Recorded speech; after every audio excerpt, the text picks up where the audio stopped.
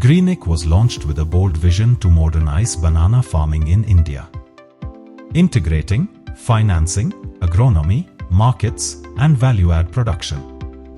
Despite early traction and meaningful impact, its core reliance on lending without scalable downstream operations ultimately led to defaults and investor stress. The startup's shutdown highlights the challenges of sustaining fintech-centric agritech models and finding deep product-market fit in rural ecosystems. Greenikk co-founder Fariq Naushad takes us through his entrepreneurial journey and the powerful lessons that shaped him. Greenikk began with an ambitious plan to transform banana farming in India. But as they moved on, the idea hit the turbulence, and for some reasons they had to close down. So today we have with us Fariq Naushad to tell us all about his journey and learnings that he had taken from this. Welcome, Fariq, and thank you so much for sparing time to come to us and sharing with us all the learnings and all the journey of yours, which could be very important to the people who are watching this. In fact, thank you for having me. I just wanted to understand, how does this begin in an entrepreneur or in maybe a youngster, that he starts to conceive ideas and tries to put them into practice, and how does it begin in the mind of a youngster? So probably I think times have changed from my college times to now, but still maybe if I can recollect my times when I was in college, so I did engineering as my core degree, and so during those times so unlike now, we never had a entrepreneur cell in our college where ideas are nourished, etc. So it was either a path where we choose to sit in placements, or the other option is like if you have a large business of your family, you can go ahead and run it. So that is the kind of paths that come for any, or they go for higher studies. So that is the kind of path any college student would have at that time. So for me, I would say what was that. See, in my college time itself, I wanted to kind of do something different. Was the thought that I always had, wherein I wanted to create something of my own. Wherein, so I was mostly inspired by, so at that time the idols were Steve Jobs. The movie of Steve Jobs came in, and where he built a large company, etc. So you were not amongst those people who had the idea of taking a good job as soon as the degree. No, that was not there. So that slowly, so first year, luckily I had a group of friends also with me who wanted to kind of think different, and we always spoke about how we can build something, etc. So that was always the thought we had. So that was kind of a little off from the usual crowd that was there in college at that time. But doesn't mean that I always, my dad, mom used to say that you have to sit in placements, etc. But unfortunately, for them, I was not very interested for that. How I started perceiving ideas was that I wanted to build something, but I didn't know exactly what to do, when, how, capital, nothing. So there was no information of what, even whether should we register a private limited company, how do we even do that? So all this was kind of a big gray area for us. But in fact, at that time, we spoke a lot about hospitality as a industry. Me and my friends as a group, out of which one of my friend turned out to be my co-founder. We had this concept. So we heard about Dabbawalas at that time. In Mumbai, that they have that homemakers food aggregating, and they sell it and make an extra. Anyway, you're cooking for 2 people. Why don't you cook for 2 more? Yeah. So that Dabbawala concept is in itself a very, you can say, celebrity startup status it has. Correct. So that actually led to a thought that, okay, why don't we have a homemakers platform? So luckily we had a common friend who was a very tech guy. So we built a platform. So the concept is very simple. We would aggregate homemakers food, for example, and it was more targeting the IT crowd that came to the city. So I was based in Kerala. So we had a testing in Trivandrum and Kochi as to the IT. It was emerging as a small IT hub, unlike not as much as Bangalore, but still there are a lot of people coming from Hyderabad, Mumbai, Bangalore, etc. to come. So you could see the gap and you could see the opportunity there. Correct. And you came up with the right kind of resources to fill that gap. Exactly. And also one thing other, we started with a few set of customers itself, because we had a senior of my college who was heading a IT company there. He had a 35 member team. He wanted snacks, which was very unique. He wanted to give something extra, because hospitality was coming up. Because in a IT service company, all that matters is how you take care of your employees, how you give them food, etc. So they wanted something unique. So we got this customer. We thought, okay, why don't we start doing it? So we started with basic snacks as a first idea, where we aggregated 3-4 homemakers. So one was, we had a lady from Rajasthan who came. So she used to make very specific Bikaner kind of things. So that was one person we had. And we had a South Indian, a proper Tamil lady who was cooking South Indian meals.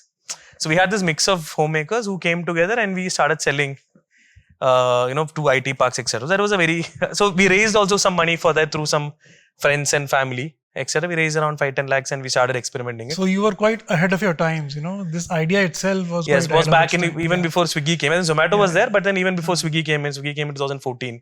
So ever since you've been having this entrepreneurial, mindset, which, propelled you in your life. Yeah. So now coming to the Greenikk part of your life. So what was the vision behind Greenikk and how it stood out as, in a special category in agritech area? So Greenikk, I would say, it is agriculture as a sector, and I am so my background from agri is zero. So which means I never, the maximum I went close is when I would have actually bought some vegetables is before starting Greenikk. That is my exposure to agri, I would say, frankly. So, but it was a very accidental thing because post that food delivery startup, I was in Africa for a while. We had an IT software service company which we exited 2019. I came back, so I was in search of kind of new ideas because I had a gap from India like 2-3 years. So see what was trending. So then we came to a news that Indian government was banning single-use plastics. So that time my co-founder had a idea that he was visiting his hometown. That time, this papaya as a tree, they have these petioles that they dry and fall out every 2 to 3 weeks, which means that petioles is naturally hollow. And that old times also we used to play with making bubbles. It has a kind of a nature of a straw. So our thought was, anyway, India is the largest papaya producer in the world. There's a lot of papaya belts available. So why not convert this raw material into a straw? What started as a basic idea, and luckily what happened was that the Tata Social Enterprise Challenge happened in IIM Calcutta. That happens every year. So we applied for the 1920 edition and we got shortlisted. And then eventually we got into the top 10 and we won the top 3 in the country for this idea. And that was the first entry to, and we got a grant of around 1.5 lakhs. So that was the first entry to this agri as a sector. And post which, but then COVID hit, so couldn't take this project as such to a scale because hospitality sector itself came to a grinding halt kind of a thing. But what happened was that we were covered by a lot of good PR articles.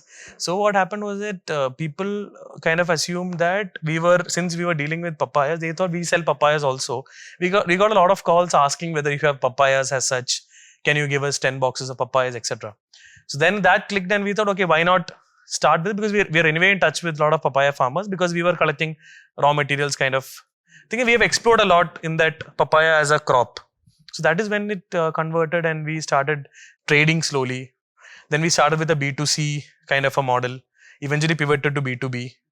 But the differentiation came when, agri was booming at that time and large companies like Ninja Cut all kind of raised 100 million large round from Tiger Global. That happened during that time.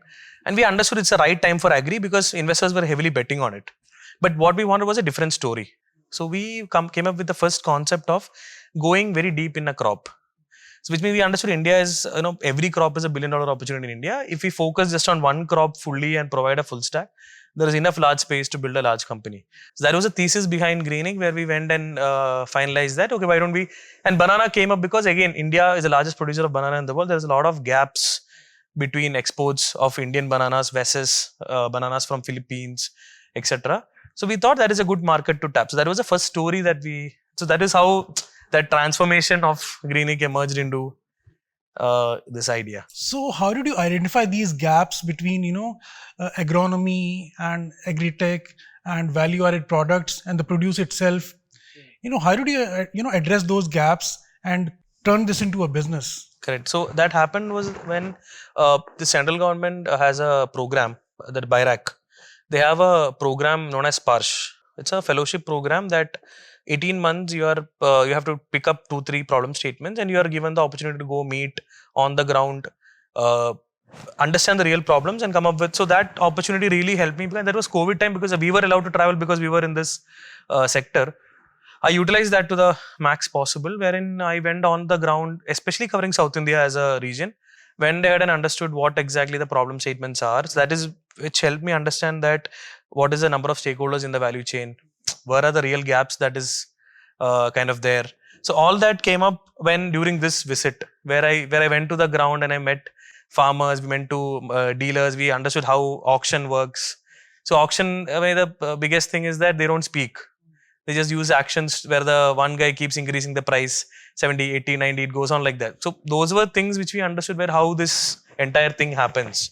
So that is when I really immersed into the problem statement. So when you actually hit the ground, you were able to not only identify the gaps and problems, but you were also able to come up with, tangible solutions or probable solutions. Correct. So what solutions were these, and how did you turn those solutions into, an enterprise and started helping the farming community? See, the trade, what happens in a way in agri was that, so there are like large buyers which are large B2B buyers. For example, if it's banana, there are large chips manufacturers who purchase in bulk. Then there are large exporters, then these large wholesalers so what it works is that in a farm area, there are small aggregators who are people who handle like 50 to 100 farmers, and these farmers will only sell to them. So produce usually goes via them. It is very highly unlikely that a new player can come and disrupt that. So that is already a built value chain. So we understood that flow, that produce comes to the aggregator first, and then it goes to the local mandi. From the mandi, it is either transported to a end destination, which is usually a consuming area.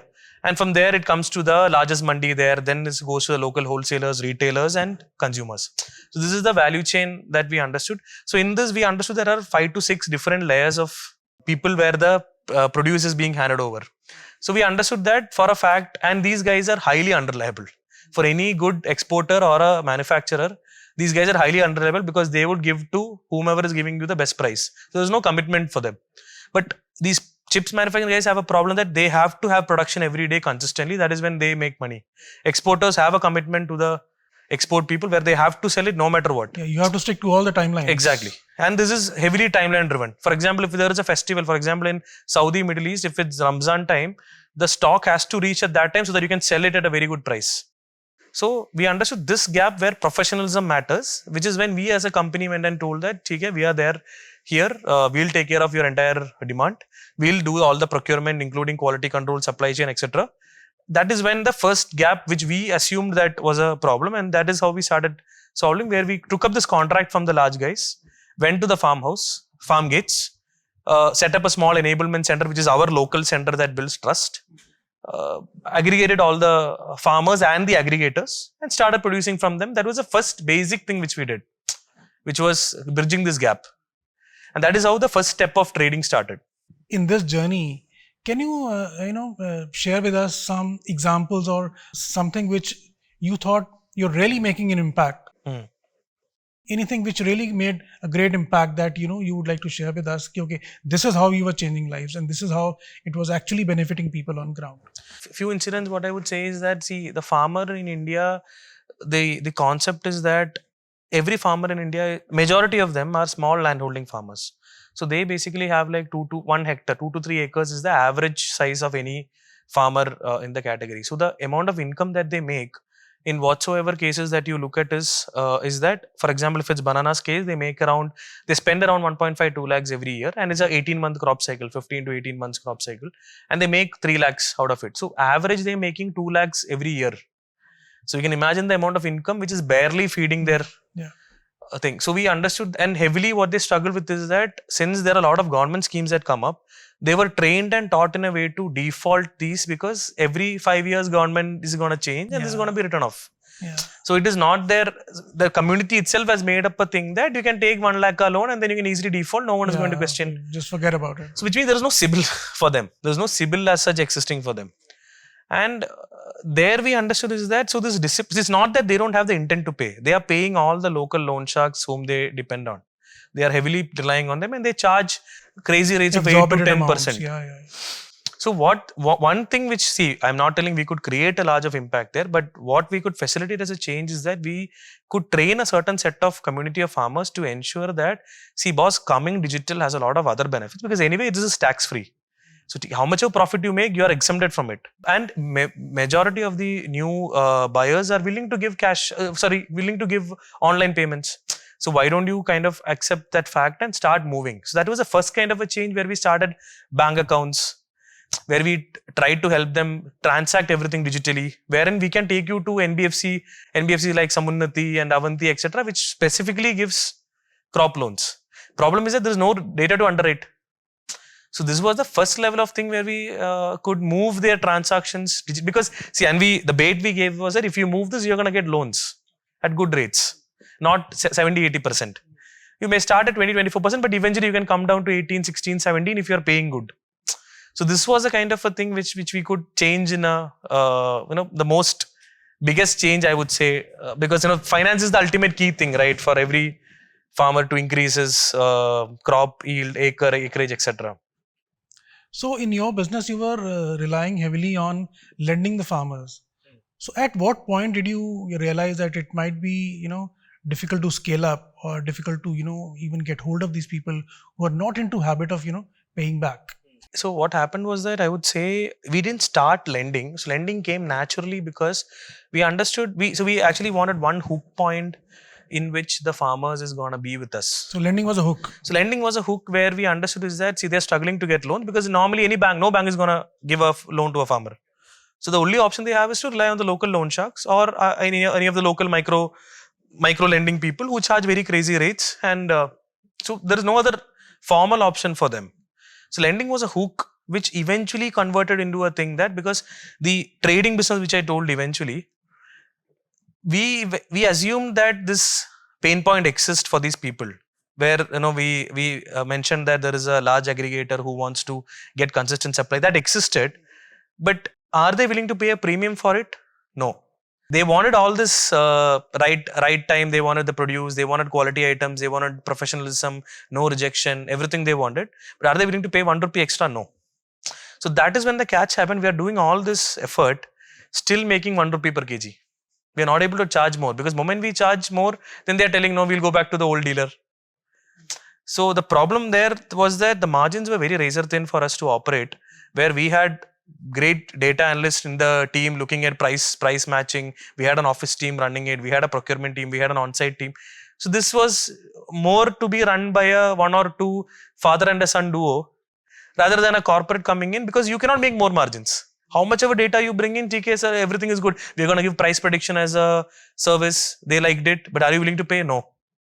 So this is what eventually converted us to move to a fact. So that is when trading had to come to a halt. So that is when I assume that, see, a lot of problems that we see are real problems, but are we the right ones to solve it? And is anyone going to pay for it is very important. No, problem is there and we have a solution. Now, are you going to pay extra for all the efforts and service I'm giving is a question which... So the market is not responding actually. Exactly. So market wants the service, so which means it is a good to have. But without this, they'll still go to the dealer and take. It is not a do or die where, if Greenikk is not supplying me bananas, there are 100 people who are supplying bananas. Just that the professionalism won't exist. But later we realized those kind of people, that is why they survive. So if we go to the market here, everyone is making huge money. No one is in loss. But all the agri-techs are going into loss because of a certain reason. Because we operate in a very different corporate way, which this sector doesn't demand. The sector needs a very brutal... So what do you think is the way forward if this is the scenario? How can agritech sector beat up these challenges? So what I have seen is that any trading related agritechs, if you see, have eventually, any large, I'm not mentioning any names, any large players that you see who have raised 100 million, 200 million, 300 million, have eventually accepted the fact that trading is not something which can really make money, especially for perishables. For non-perishables, there are good agri-techs who are doing, because ultimately there is nothing. See, today you are not ready to pay me the price. Okay, chalo, I'll take the stuff back. I'll keep it in my warehouse. I'll give it tomorrow. But for bananas, you cannot do it. For tomatoes, you cannot do it. So perishables, the thing is that any company that has done trading as one of the business lines have got huge GMVs. They've clocked huge revenues, but they've struggled to make money in the bottom line. So the way forward, so companies that have done really well is companies that have a tech angle where they are focused on one problem. For example, there is a company known as Eruvaka which exited this omnivores portfolio. So they have built a shrimp farming, they have built an IoT device. So the fact there is shrimp farming is actually a very good margin business. So there it makes sense for an IoT device to operate and the farmer can pay for it. But for banana, if I go give an IoT device, already the farmer is getting Already the market price is 20 rupees per kg. The cost of production is 8 to 10 rupees. He's only making 20,000 every month. How can he pay for the... So those are crops to crop. It really varies what solution can actually work. So amidst all this, what was the point when you people realized, okay, I think we should move out? What was that last straw on the camel's back? So last thing was that I understood for a fact that agri-tech as a sector was losing interest from investor side. By the time we have scaled up, we reached a certain level, we could scale up the GMVs. We were really we were growing as such. It was not that we were not growing, but difficult to make money on the bottom line because of margins were very razor thin, and we had wastage coming on one side, loan defaults happening on the other side. But still, the tip point was that I understood to scale this more. Either I wanted to raise massive capital where I can register as an NBFC, where I can formally lend, where I have more control over the money that I'm making from the margin difference of the working capital, of the cost of capital versus the lending cost that I'm doing. Or I should be able to get into the farming as such, where I'm involved in farming, where I have control of the produce. Which I understood for a fact that raising money more is practically, realistically not possible. Because agri-tech sector, no one was touching agri as a sector. Moment you say agri as a sector, there was a lot of... We tried close to 8 to 9 months. We ran simultaneously for fundraising. We raised also capital at the end, but it was not enough to... Then what I could have done is that I could have done a low revenue, cut down all the burn, did a low revenue, dhanda kind of a business. But that doesn't really make sense for anyone who invested. Yeah. And not even for your own self, because Exactly. you would want to grow. Exactly. That is the whole point. And no one invested to build a small dhanda business where I'm doing 1 rupee ka margin trade, because the investors who invested in this wanted to get a high returns on their investment. So it's equally wasting their time, wasting my time also. Yeah. So we understood for a fact that pulling the plug was the best decision that can be done at that point for everyone involved, instead of keeping on. Right. So as you just said, there might be a better situation if you have the control of the entire supply chain, entire value chain, having your own farm, then having your own produce and all. So today, if you have to go back and start this again, what changes will you make, or how differently will you do it, keeping all these learnings in mind? First thing what I would say is that I would have picked up capital from the right people to do farming. So venture capital industry as such, it's not their mistake, but VC as a model operates in a power law kind of a method, you would know. So it is more like one investment is going to give up the entire return of the fund. It has now changed. It is more blended to a PE model where returns are little more, where they are also more cautious now. But capex heavy businesses are little, where VC stay away from to the best possible. Capex heavy investments is something which they don't do. So the first thing is that for farming as such, if you are going to get involved in the value chain and do farming, VC is not the right capital for you. Probably you should look at a business where you are going to raise it from a angel group, you're going to raise debt capital, because you are going to farm, get the produce back, sell it at a margin and pay back the cost of capital and keep the profits for you. As simple as that. So if that is the case, first thing is that the capital that I'm choosing would be very, very, very different. Second, I would be part of because people are already doing farming. The only way you have control of produce in India is if you've actually put the seed. If you have put money in your land or in a leased land, that is when you have control over the produce. Otherwise, rest everything is on paper, because even the farmers, they say that we have given you half the money for produce. When he gets a good margin, he'll sell it to them and he'll say, sir, I'll give you this later. You can do nothing for it. In India, you cannot do anything for it. And that has happened to many people. So that is one big thing which I would do, is that if you're really getting into perishables, have your own supply chain. Scale would be lesser, but margins are enough. You may be able to sell to better countries at better margins if you have the right quality and produce, and you may have to control it. And it's a cycle. So 1 year you might get very good price, second year you might lose some, but it's a long play. It's a long patient play where you have the patience to wait for, because each crop cycle is 18 months. So you have to have that patience of 5 to 6 cycles to really make a 100 crore top line business, where you invest 5-10 years on it, enough capital, you should have the passion for it. And that is a very different route altogether. This platform play will not work, is what, in very simple terms, which I understood. Because none of the platforms are existing in agri that is there. So that itself is a proof, right? I mean. So when you had to pull the plug and when you had to come out of it, how did you deal with it personally or emotionally? I might say it was all, but it was a very difficult choice, because you are taking not just a decision for yourself, you are taking a decision for a set of employees that was working, your set of investors who believed in you, and a whole sort of people who had this trust that this is going to do something, etc. So even though I closed, I had to pull the plug 100 times. I've already done it inside, but to do it, it actually took me some time. To really send out that email, winding down email was, something which took a lot of time of thinking, multiple mentor talks, etc. I had to ask a lot of people, but then ultimately, then I understood. See, everyone's suggestion is there is no right or wrong. If you want, you can continue, but continue at what cost and where are you reaching? So that was a very little downtime moment where and biggest question for a founder is that what next is. So that I didn't even think unless and until I sent down the email, because I didn't know what to do next. So those are multiple emotions which I was navigating through. So after winding down, after coming out of this, so you obviously thought of a new beginning. So what that thought was, what that idea was, okay, now let me go into this direction and do this. While the wind down process was happening and we decided to pull the plug, I frankly didn't have any new set of idea, because my thought was that I need to actually settle down a bit before I jump from one to another. I thought of actually taking some time off for myself before I go into anything. So what I did was that I went for in Indian School of Business. There was a venture capital private equity program. So I just rolled into that to see, just to keep me fresh and going. So that was one thing which I did post that. Second thing which I was very clear is that, see, one thing I understood, I started believing in a very capitalistic mindset, where I understood is that, see, 80-90% of the problems that is happening in a business can be solved if the business fundamentals are right, can be solved if you have the right capital at the right time. That is the only thing that, if you see any businesses closing, see, there might be internal issues, team issues, but everything can be solved with capital.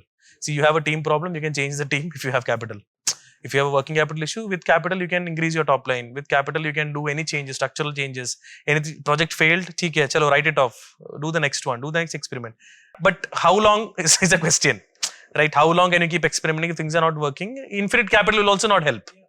That is a hard fact truth. So area that I was working towards was to see how I can use my experience to see whether we can bring in a source of capital together.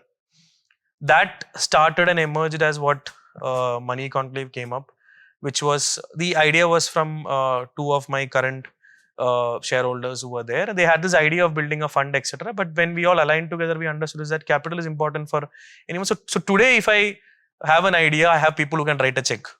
But unfortunately, I am not planning to do anything very soon. I'm still figuring out what to do.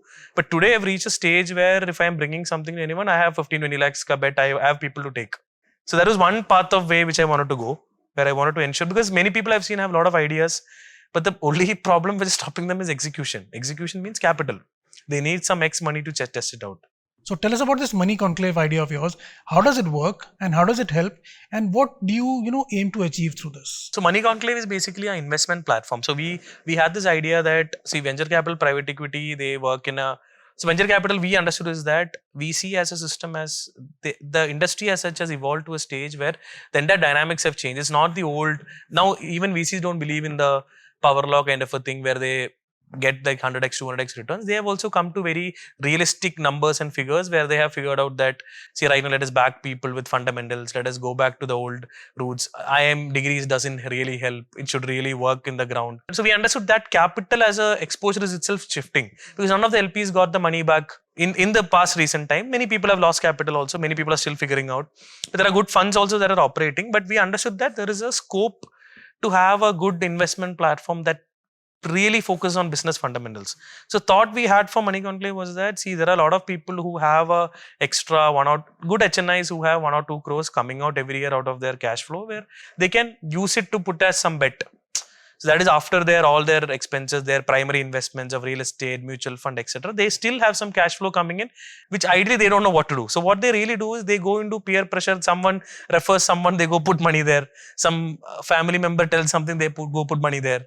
But there is no structured way of doing it. I mean, the good LPs institutions have multiple options where they have advisors, wealth managers, etc. But I'm talking about like mid HNIs who have extra cash flow coming up, but really don't know. So that is the concept behind Money Conclave, where we wanted to bring a group of people, wealthy HNIs together, make it a kind of a platform for now. Maybe later we'll convert to a fund. But for now, what we've done is very close group investments where we don't collect the pool the capital, money, nothing. They invest directly, but we bring in good opportunities to them. So it can be a SME opportunity. So it can be a AI startup. So it can be a hospital or a health tech deal. So it can be anything. So there is no restriction. So what we are trying to break is the old thesis-driven approach, where we only invest in a tech, where we only do fintech. See, that focus is good, but we think is that there is an option to invest across opportunities. Whichever is the right opportunity, grab it. If we have a good team to execute and plan and invest capital, you can make it big. So that is the concept behind Money, and that is not a full-time primary thing which we are trying to do. That is on the side as one. So I'm still looking for the next thing. So what has happened is that since due to the maturity, what has happened is that any idea that come in, I go very deep into it. And until I can see that horizon, I don't start. So that is one thing which has been stopping from executing fast. So I'm just taking my time to figure out from the 2-3 ideas which I've shortlisted and is still working on the. So till the time that happens, what you're doing right now is putting smart money in the hands of smart people with smart ideas. Exactly. Through Money Conclave, right? Exactly. That is a simple idea. So which means any time we have a new idea coming up, there is a group of 50 people whom I can bring in and raise money and execute as needed. So I can see, primary idea going down, it has not deterred you from moving forward. You venture into something new, and not only venture into something new, but venture into something which is actually helping out others, not only startups, but HNIs or maybe other investors. So that's a wonderful thing to do, I would say, a very courageous thing to do. So keeping that in mind, what advice or what message do you have for the youngsters, the new age entrepreneurs, to what to look forward to when they start their entrepreneurial journey, and not to be afraid of failure or not to be afraid of, not coming up trump in every situation? See, right now, over the past 4-5 years, the opportunity which the new age entrepreneurs have is massive. In terms of starting from college, as you see the entrepreneurship cell that they have, which is supporting entrepreneurship to a great extent. So right now, being an entrepreneur is not something which has to be convinced you, or you have to convince your family. So there is a career to be made out of everything. You can be a blogger, you can be anything as a career to be made. When startup and everything is very cool, etc. I've seen a lot that is happening is that founders these days are not very realistic, and they kind of come up with an idea of something and they start waiting for that to happen in lot of time. But majority of the times the idea may or may not work. But what has happened is that if they can really iterate fast and move from the idea which they think can work. See, sometimes, for example, if I can say, recently I met a founder who wanted to build an NBFC for a very niche sector. NBFC, though, to start an NBFC, you need 10 crore net owned fund. And he has kept a projection that he's going to raise 20-25 crores as a first round on paper with a seed slide. See, I said, boss, that is very over ambitious. See, having a PPT slide, and he's not a banker also. He's not a son of a banker also.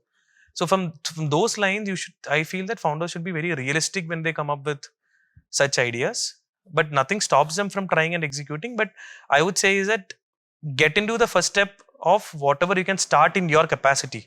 Start in that small approach. Maybe it can be a small Instagram channel where you start selling, picking up from someone. Okay, so that is okay. Start doing it there, so that gives you that experience of. So whenever you go to a person, you have a story to tell, where you are not telling a slide story, you are telling something tangible. Actual story. You're telling, I have sold like 50 furnitures in Instagram and I've made 1 lakh revenue. Okay, now I need more so that I can sell 100. So that comes up with a story where you can really. So I think starting somewhere is the actual way. So testing the waters is, the first thing that they should be doing. And in a realistic manner. So that, you're not dreaming something and telling that, okay, because, many of times I've seen, because since all of this gyan is there in the market, they try to resonate people who have done it. Because I've seen recently, I've met another young founder who was comparing that, Kunal Shah has done it. I said, see, boss, Kunal Shah has done it because that is the time he came up with, he had a 400 million exit. Him doing for cred is a different story than you. So that realistic approach has been missing, because there is a lot of gyan happening in the market. It's high chance that they are going in an unrealistic path. The difficulty side of it is where, when founders go beyond their realistic thing and keep vegetating and thinking that this is going to happen, waste a lot of time. So, I mean, being realistic is one of the traits that one must possess for sure to begin a startup or any enterprise. And how about tapping the right market or tapping the right resources or tapping the right kind of creating the right kind of value chain? How does a person navigate through without making a mistake? So ideally, if you are able to execute in an area which you are aware of, for example, if I'm having a proper finance background, I'm a chartered accountant or I'm a banker by say, me venturing into a NBFC space makes sense because I know the nitty-gritty of it. I've done it. I've done all the process of handling at least that kind of a P&L. The advantage there is that you are going to make much lesser mistakes because you are the person who's taking decisions in your early days and you really know what to achieve. So that is obviously we call it founder market fit. So you versus what the market you're trying to tap in is one way where you can avoid a lot of early mistakes where you don't do utter bullshit, where you go and pump in or lose a lot of capital in the initial days. That is something which you can, or at least have a co-founder who is having that. See, if you are very operations focused guy, okay, no problem. But if you're building a tech product, have a co-founder who can code. The advantage is that you are not depending on someone else too, because you will not have the money to pay anyone. So those are the first basic criteria is that if your market is aligned to what you want to do, a lot of early mistakes can be avoided. And then it's figuring out one by one because right now a lot of mentors are available. Everyone wants to advise someone. So that has also become very overhyped now. So if you don't go to the right people, that is also another thing where they ask for 5% equity, 10% equity. Vendors come and ask all of this. So striking the right notes at all the given times is the right way to move forward, correct, right? Exactly. So Shariq, thank you so much for joining us today. And I think your conversation, your words of wisdom will have a deep impact on the viewers watching this, and they will learn what to do and what not to do and how to courageously move on despite having setbacks. Thank you so much for joining. Thank you. Thank you. So guys, failure is not a failure if you consider it that way. It might be a stepping stone or it might be a first step towards a grand success. Keep watching.